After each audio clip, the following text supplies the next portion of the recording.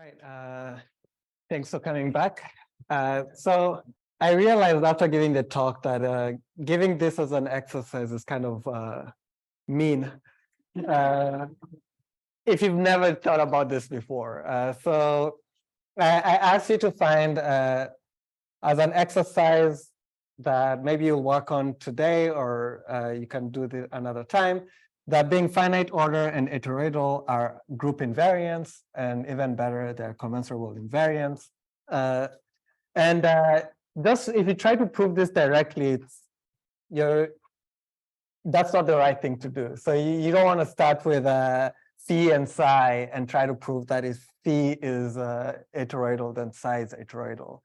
The right thing to do is try to prove a statement like this. I mean, you're proving the same thing, but it actually gives you some structure to how to go about proving these statements. So to get an invariance like this, what you want to do is prove the following are equivalent. Point one should be the statement that whatever property you're interested in, so being heteroidal. And then point two is going to be a statement only about the group. The mapping torus, the free-by-cyclic group. So here it's a statement about this group having z-squared subgroups.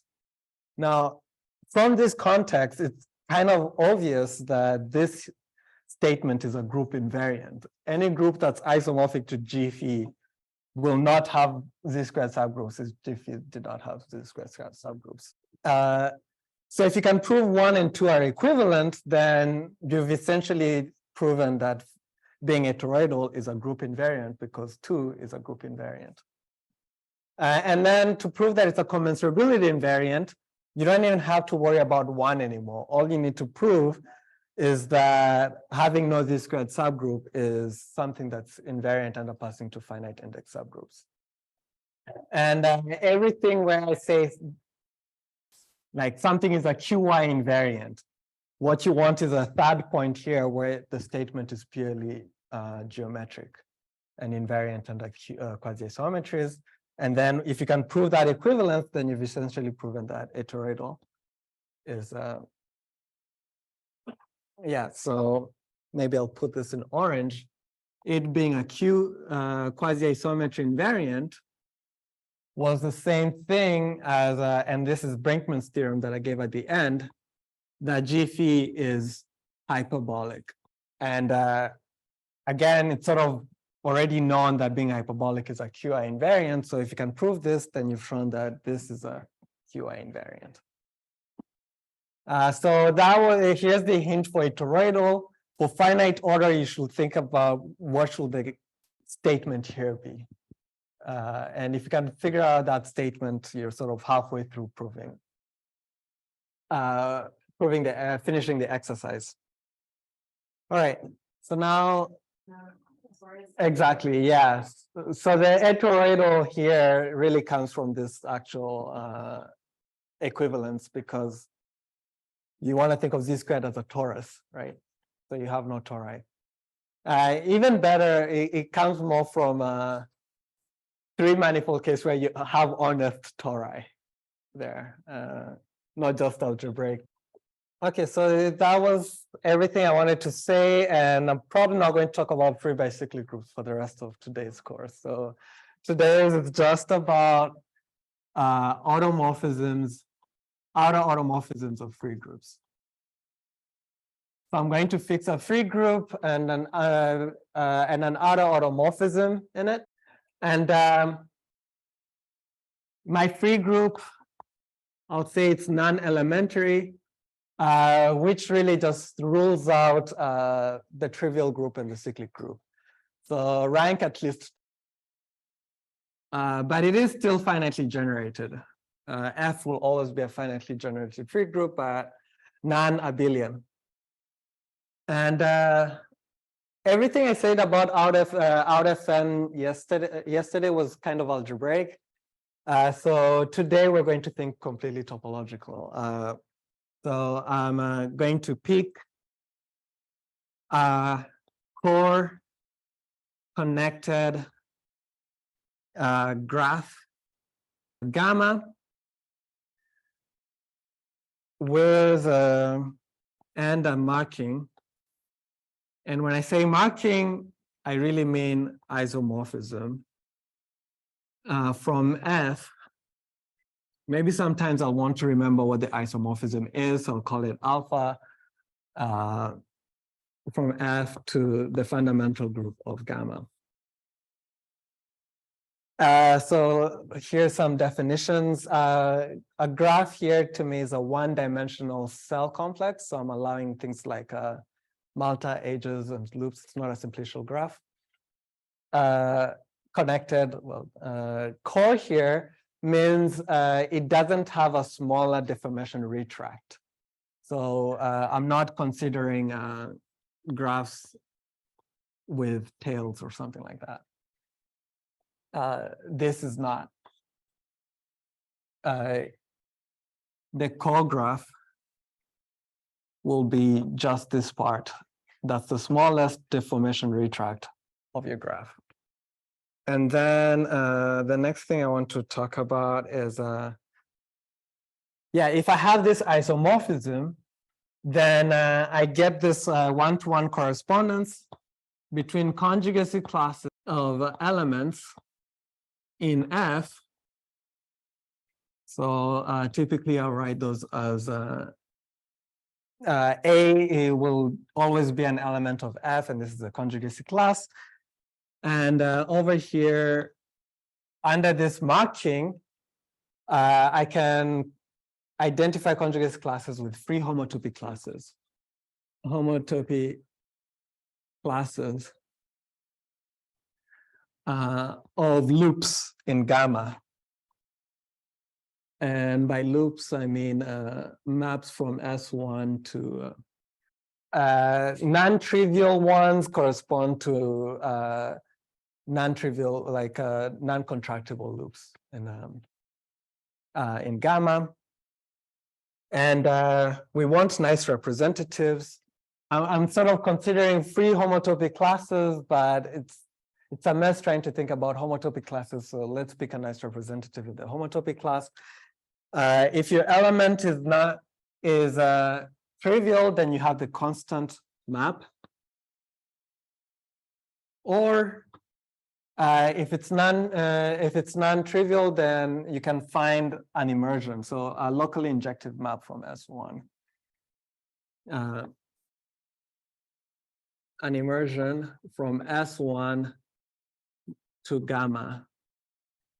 And I don't think it will be too important to have a special notation for that. So yeah, nice representatives are going to be immersed loops rather than talking about homotopy classes anymore. And in a sense, there's a unique one up to rotation, precomposition by a rotation. There's a unique such immersive representative. And then the only homological algebra we're going to see today is since gamma, its universal cover is a tree, it's contractible. So it's actually KF1 for my free group. And that allows me to also get a one-to-one correspondence between outer automorphisms of F with free homotopy classes, classes of homotopy equivalences, gamma to gamma. And nice representatives will usually pick in here will be a representative that sends the zero cells to zero cells, so maps vertices to vertices. And we want it to be constant or an immersion inside edges, in the interior of edges or oneself. Okay, so the way you, before I even say that, now we can also pick a metric, D, on gamma. And essentially, I'm just assigning some length to every edge. So I can say this edge is length 2, this other edge is length 1/2, or pi, any real number. So I'm assigning some length to all the edges in my graph gamma, and that converts gamma into a metric space. And you should think about this as being a coordinate system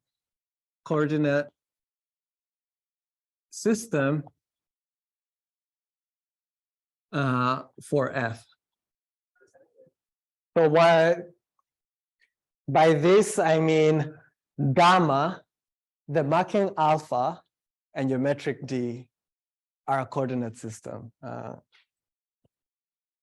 Not just the metric, but this triple as a whole is the metrics, is a coordinate system for F. And we're going to almost try to do linear algebra with a setup kind of like this. Okay, so if I had a coordinate system, I've chosen a basis, I can ask about like put a norm on this thing and then talk about length of conjugacy classes. So we get gamma D length. If you pick a non-trivial, well, the trivial element will always have length 0, so we don't have to worry about it. If you pick a non-trivial element, then its length, it's really a length of, with respect to gamma D, I'll just write D to make the notation compact here, is going to be the length of immersed loop representing the conjugacy class of A. So I have some marked graph. That's something I didn't say, but like once you have gamma and a marking, we call that a marked graph. And it's a marked metric graph, and any conjugacy class is going to be represented by some unique immersed loop in the graph. And I can just ask what the length of that loop is because it's a metric graph. All the edges have some length, so I can add up the lengths of the edges in the loop. So that allows me to give length on conjugacy classes in A. And now let's talk about growth. Still for non-trivial A, here's an exercise. There exists some constant K. This K can depend on the element A on the marked graph. Really, I'm not going to write alpha again, but there is an alpha there. Greater than or equal to 1, such that if you look at the iterates and take the length of those iterates, the forward iterates with respect to D, then this is bounded above by K to the N for N greater than or equal to 1. All right, so if you wanted to prove this, I'll give you a hint. So we want to think of this topologically. So choose a nice representative for your other automorphism on your marked graph, and prove that the nice representatives is Lipschitz. And then the Lipschitz constant for that should be the K you put in there. All right, so it's a very quick exercise to do here. Things get much more complicated slowly, but baby steps. The growth rate is going to be so I'm going to call it lambda of A, for lack of a better term, is going to be the lim inf as n goes to infinity of this sequence where you've taken this to the nth root. So you look at the length with respect to D, and then you take the nth root. Is anyone concerned now? Not yet. I'm concerned, but limited from in fruit is so tiny that I can't read it. Oh, in a second. The nth root of that. Anyone with proper concerns? All right. So why did I even give you this exercise? Why does this matter?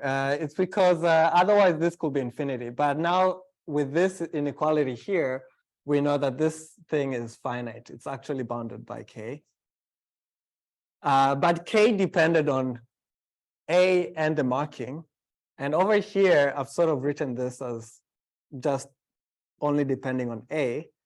So it doesn't seem to actually care what the marking is or what the metric on the marking is. And can you guess what the next exercise is?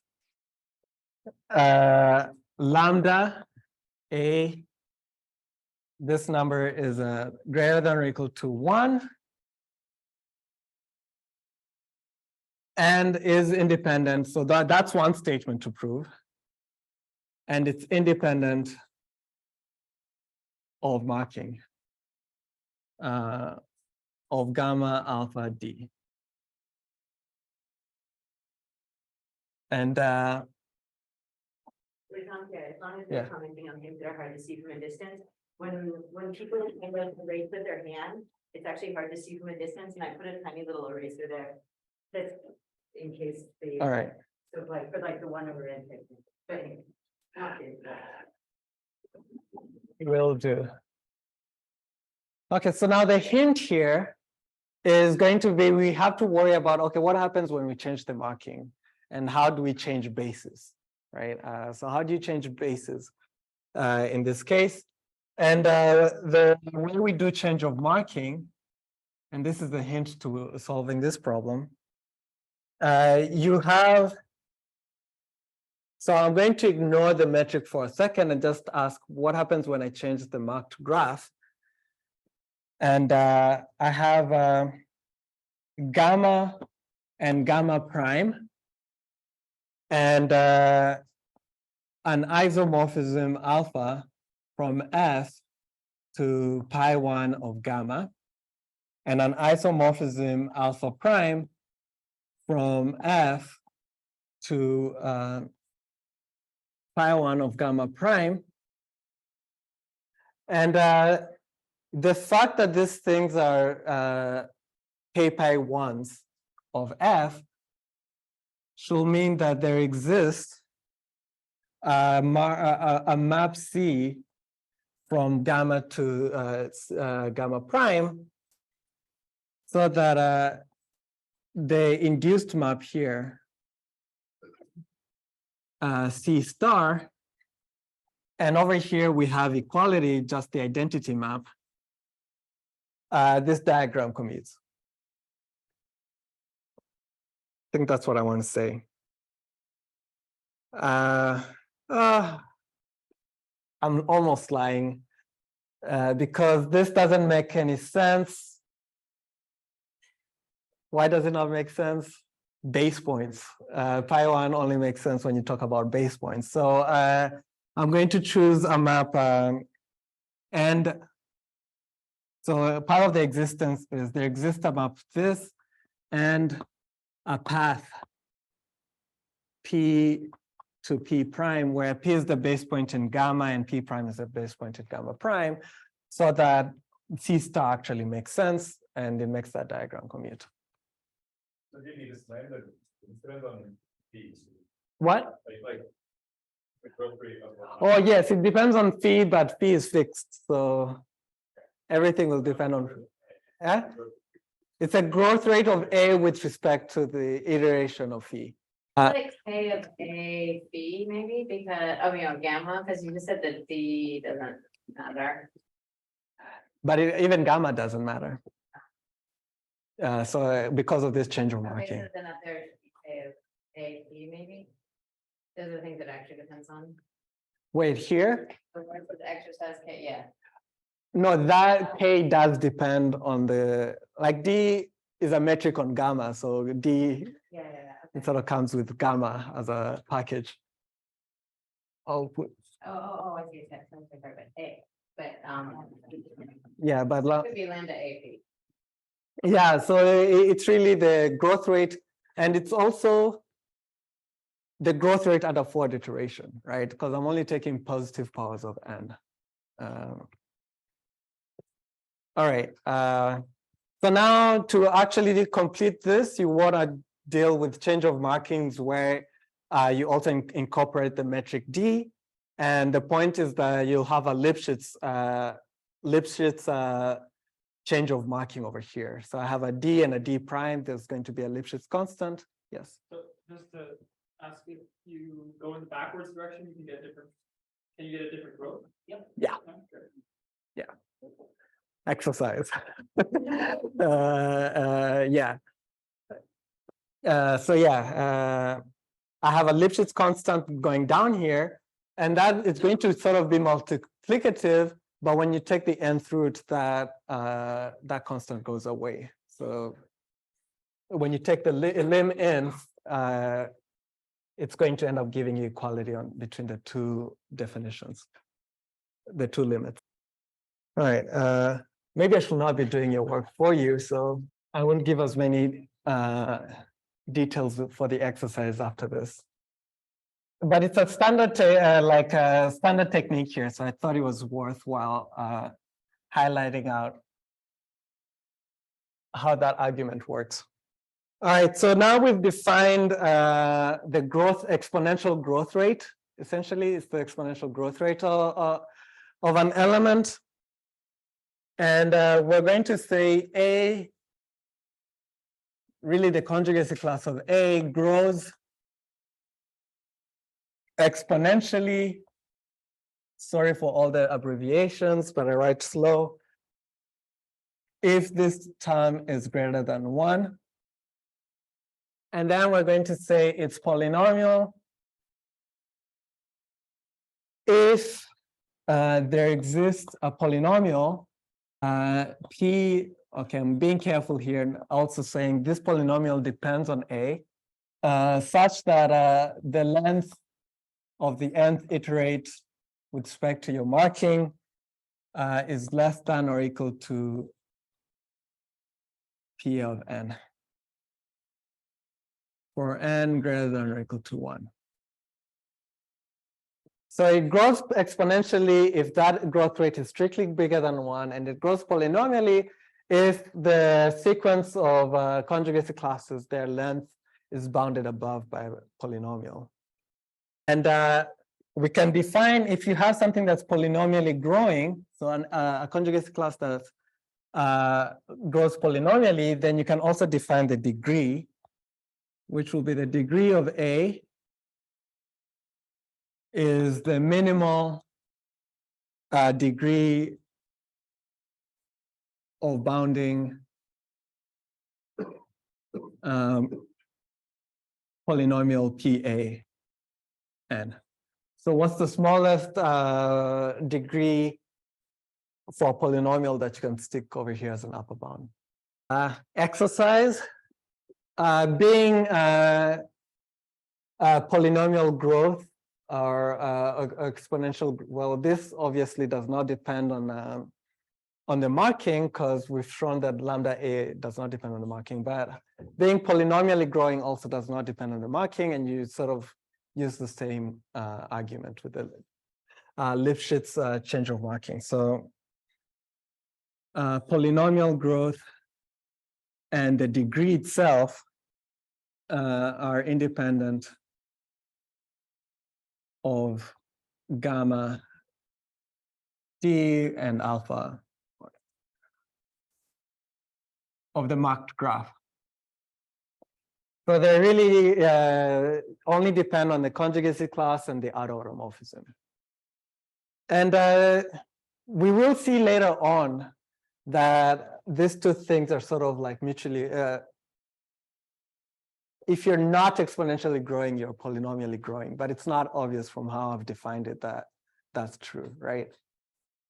So, and then phi, the outer automorphism, is exponentially growing if lambda of A is greater than 1 for some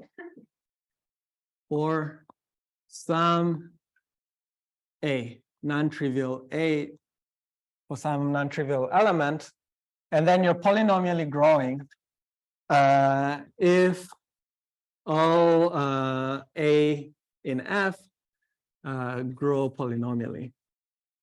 Again, we'll let us see that being not exponentially growing is equivalent to being polynomially growing, but from this definition, it's not obvious at all. Because you might assume, well, if you're not exponentially growing, then everything has exponential growth rate 1. So it's growing sub-exponentially, but maybe it's still super polynomial. It has intermediate growth or something. And that will turn out to not be the case, but it's not obvious from this. Oh, and this here will be growth type.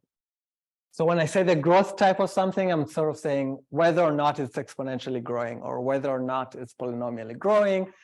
And for polynomially growing, I'm also willing to include the degree as part of your growth type data. And for exponentially growing, I'm willing to put in the exponential growth rate as part of your data for an element. And then for the outer automorphism, oh, I can do that. Degree of your outer automorphism phi is going to be the sup of over all non-trivial elements A in F, and you look at the individual degrees of those. And at the moment, it's not obvious that this is finite. Now, I promised to define two things last time, which was growth type and irreducibility, right? Irreducibility. Something being an outer automorphism being irreducible. Okay, I'll define what it means to not be irreducible. Is reducible if there exists a marked graph,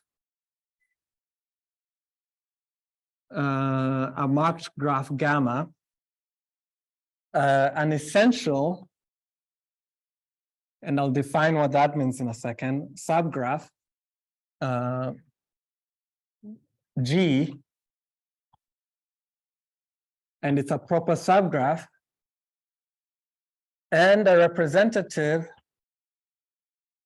of our outer automorphism, representative G from gamma to gamma, with this capital G invariant. So the G gets sent into itself. What does the picture look like? You have some graph here. And being essential, I mean it contains loops, immersed loops in it. So it's not a forest. It's or a tree. It's not a forest or a tree. So it contains loops in it, and it's proper, so it doesn't contain every edge. And remember, gamma was a co-graph. So in particular, the fundamental group of this thing is going to be strictly smaller than the fundamental group of the whole thing. And you found some marked graph and some representative where G maps the yellow part into the yellow part. And if you can find such a representative, that's called being reducible. So it's typically, this doesn't mean that it's going to be reducible in every marked graph. It's just that I can find some marked graph where it's reducible, and that's going to be a reduction for your automorphism. And I'll just say this without writing it down. This graph doesn't have to be connected. It can be a bunch of disconnected components. And in the fundamental group of F, this subgraph actually corresponds not to just a free factor, but because it can be disconnected, it corresponds to a free factor system. So you can define being reducible completely algebraically as saying you have no invariant free factor systems up to conjugacy.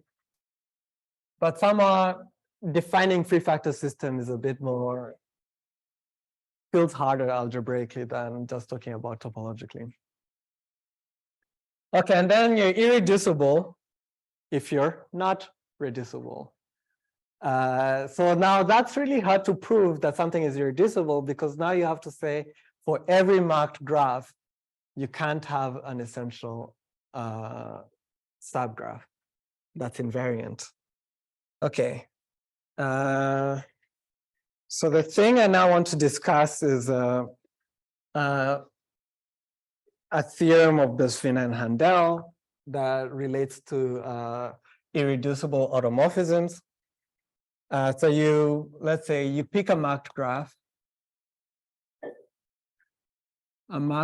gamma, nice representative, call it G of your automorphism. And we say G is a topological representative if it actually is not constant on edges. So remember, being a nice representative for us was it was constant on edges and constant or an immersion on the interior of edges. Now I'm just saying it's an immersion on the interior of edges.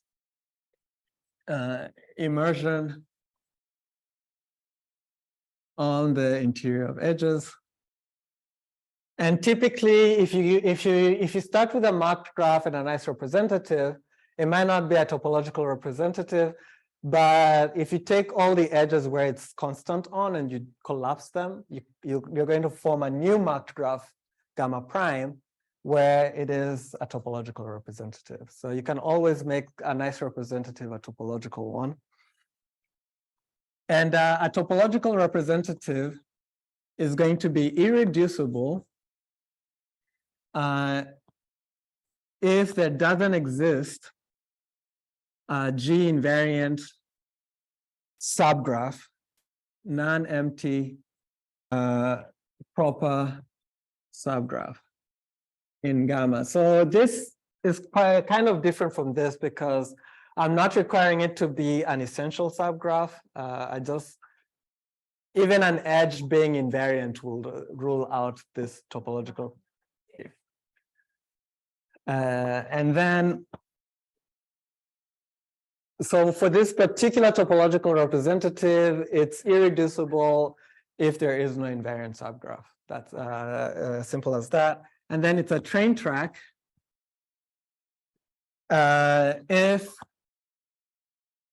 G to the N is a topological representative for N greater than or equal to 1.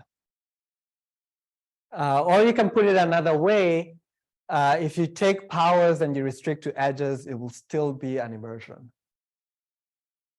So it's kind of a weird thing that if you have a topological representative, if you pass two powers because of cancellations that might happen to the image of a path, then the power G squared is not necessarily a topological representative.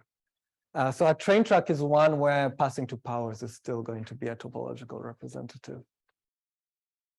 And now the big theorem is that irreducible train tracks exist if you assume your automorphism is irreducible. Besvina, Handel in 92 says that if your automorphism is irreducible, then there exists a marked graph gamma and an irreducible train track tau for train track, gamma to gamma, representing the automorphism. All right, yeah, so that's the theorem. It seems very innocent, but you can get a lot done once you have such a thing. There was sort of an explosion of studying other automorphisms of free groups once this was proven. So I'll also say this is due to it's an application of Perron-Frobenius theorem, but I'm not going to give the details on how that comes about. But you can essentially do linear algebra with this. Even the proof that they give essentially uses some linear algebra. But there exists a real number lambda. So this is a lambda for tau, and it's going to be greater than or equal to 1. And a metric d, and the metric d depends on tau, on gamma, such that if you apply the train track to an edge, then with respect to this metric, every edge is being multiplied by lambda. Its length is being multiplied by lambda. So it's acting like an eigenvector. Yes. For what it's worth, the lambda doesn't depend on tau, but only on psi. Not there yet, but yes. At the moment, I'm really just using, once I have tau, I can define this lambda, but then it will turn out this lambda does not depend on the automorphism. Thank you. The length of the image of an edge, not alpha, an edge E is equal to lambda times the length of the original edge for all edges in gamma. So it's we can call this an eigenmetric, if you will, with respect to this. And then and this lambda equals 1 if and only if tau is homotopic to an isometry or isometry. Just say think equal. I don't know. If and only if tau is equal to an isometry of gamma d. Okay, so yeah. Now to talk about Riley's comment, there is something I'd originally wanted to talk about bounded cancellation, which you can use to prove that this lambda does not depend on the outer automorphism. And it ended up taking too many pages on here. So I'll just state it as a fact. There's some cool lemma called bounded cancellation, and you can use it to prove that this lambda actually is a function of phi rather than a function of tau, right there. Okay, so now let me make some remarks. If lambda is greater than tau, like why would we personally care, given the context of what I'm talking about today, why would you care about knowing train tracks? Well, here's our first observation, and it's really going to be the observation we use to give our strongest proposition in a minute. But lambda, if lambda is greater than 1, then there exists a non-trivial element, non-trivial A in F, such that the growth rate of A equals the growth rate of the stretch factor of tau. And the way you do that is you pick an edge. Since we know tau is a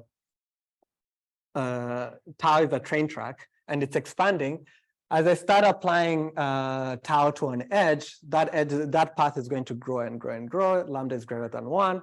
So eventually, it's going to contain an immersed loop inside of it. So maybe you're going to see 3 copies of the same edge, so you can connect them with and get you can connect 2 of them and get an immersed loop. And that immersed loop is going to have, well, it has to grow by this same stretch factor. Is that good enough? I don't know. Or like in the earlier exercise, I talked about K, some Lipschitz constant K that's an upper bound, right? And that's the Lipschitz constant of tau. So that's going to be lambda tau is an upper bound for lambda A. And now you just need to prove that it's equal to it. So you've actually computed its length, and you know that the length is growing exactly by lambda. So the growth rate has to be lambda tau as well. All right. So and then as a corollary, phi is represented by an irreducible train track.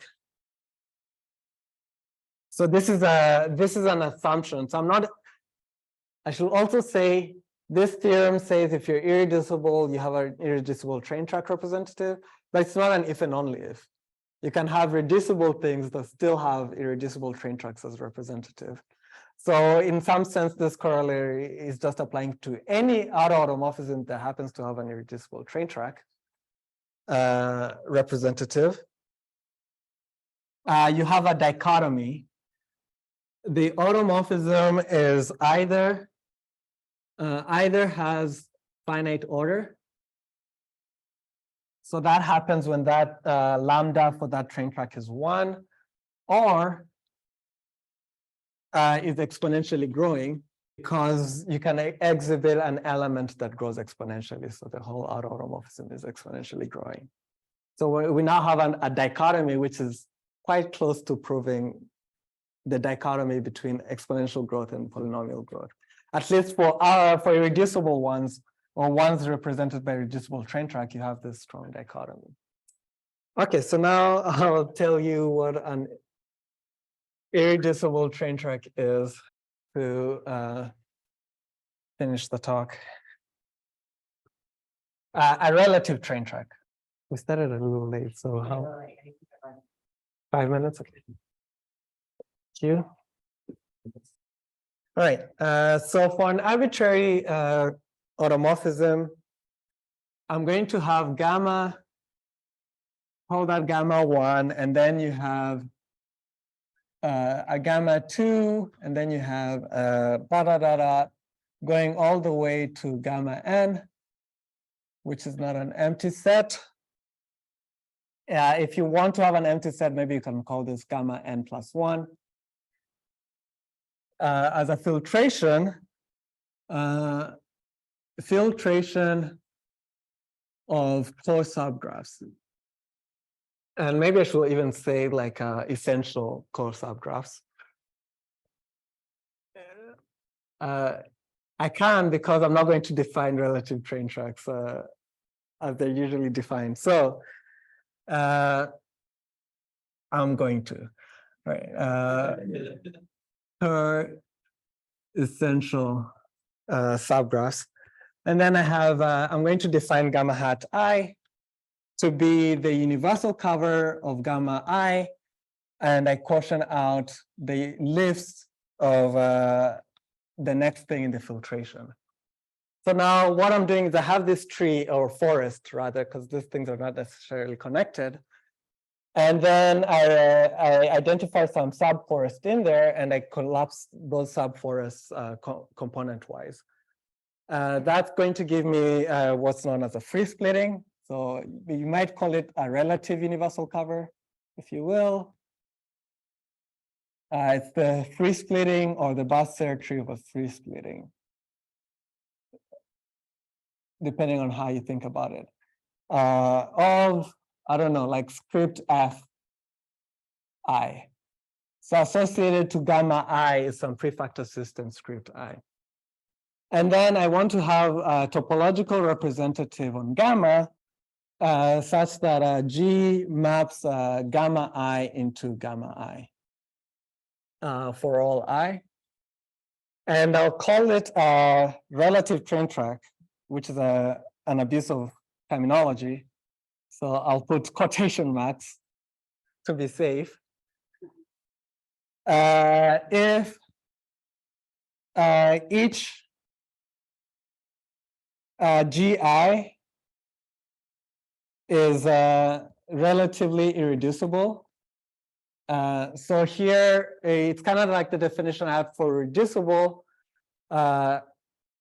For irreducible here, where you don't have any non-empty proper subgraph. So now I just want to say I don't have any non-empty proper subgraph nested in between gamma I and gamma I plus 1. No gamma prime sort of sitting inside gamma I plus 1, and that's invariant under G. So no such thing. And then, oh, thank you. G sub I is the restriction of G to gamma I. Because gamma I gets sent into gamma I, so I can look at the restriction of that. And that's going to be a map from gamma I to gamma I. And G hat is the induced map on the relative cover, universal cover, is a train track. Remember, being a train track was just something about what happens on an edge as I iterate. And so I can define that for any map. It doesn't have to be, it can be an infinite tree, and I can still talk about it being a train track. All right, so let me just state the theorem, and we'll discuss some consequences of it on my last mini course. Wait, so G of I x G sub I hat the universal cover of gamma I. What the gamma I? Yeah, this is like the lift to the relative cover, like to the Basser tree. Yeah. Okay, so now the theorem of Besvina-Handel in 92, the same paper, is that for any automorphism, it doesn't matter which one, whether it's irreducible or not, there exists a relative train track G from gamma to gamma, representing the automorphism. And so as an exercise, you can also do like the same Perron-Frobenius argument applied to this relative universal covers. And so as an exercise, let G from gamma to gamma be a relative train track. The following are equivalent. 1, all lambda i's, so all stretch factors that you'll get for each train track are going to be 1 for I equals 1 all the way to n, whatever n is in your filtration. Point 2, the automorphism, so this here represents phi, which is, I don't know, G star, is polynomially growing. And the third point is phi is not exponentially growing. So it's really important. Once you have nice representative, you can end up proving that dichotomy that I wanted. And the point is, this remark here, you can tweak it to prove that not 1 implies not 3. So not 1 implies you're exponentially growing. And then 1 implies 2 will sort of just kind of comes out of the way you've written down your relative train track. You can explicitly give a degree. And in fact, you can show that, remember the degree of an automorphism that was polynomially growing, and I said it's not clear that it's going to be finite, that supremum. With this representative, you can show that that degree is at most n or something like that. So you end up showing that that's a finite number. And then 2 implies 3 is sort of obvious. If you're polynomially growing, everything is stretched. Yeah. All right, I'll stop there. Thank you. Any quick questions? Give an example. Great, this is not just. Oh, like for like a well, you're not gonna like this, but A goes to A. I can send B to BA and C to CB.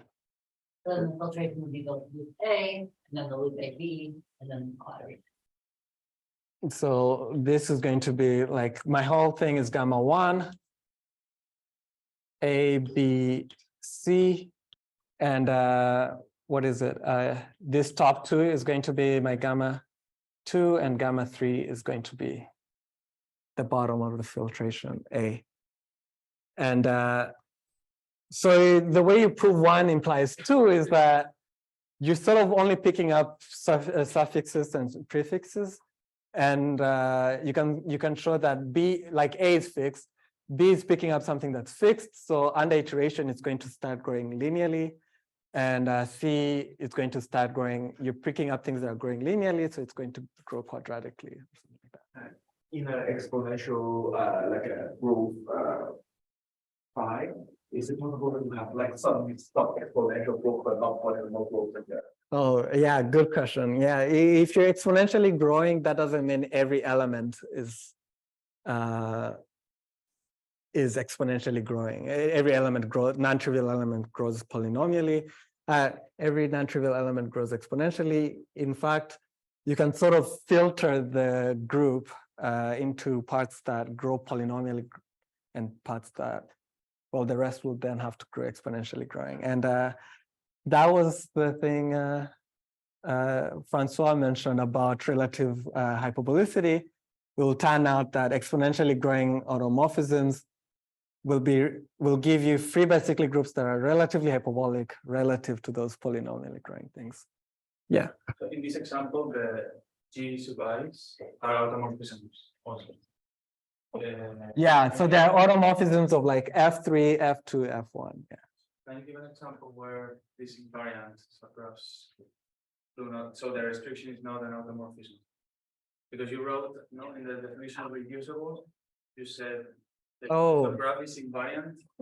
Yeah, the way I've defined it, it will be an automorphism, a homotopy equivalence. So G sub I, like the only issue might be that gamma is not connected. So you don't want to think about them inducing an automorphism of a free group because pi 1 of gamma I is a free factor system rather than a free group. So, okay, here's an example. Check this out. I can have, I don't know, like this is going to be my graph, gamma. And then my gamma 1, my gamma 2 is going to be this disjoint loops. And the map G sends the loops, maybe it swaps the loops back and forth if you want, it doesn't really matter.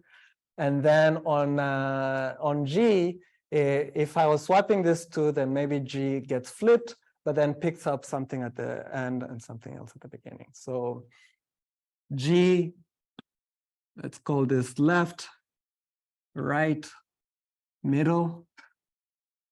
I can have G send left to right and right to left. And then I send M, well, M has to be sent to its reversal, but then it picks up something. So maybe M now picks up an L and maybe an R backwards or something like that. So now this is a filtered barbell. And it may or may not be linearly growing. What? It's not finite order? It's not an inner automorphism? Yeah. So exercise, is this an inner automorphism? Is this finite order or linearly growing? Okay, if there's more questions, like.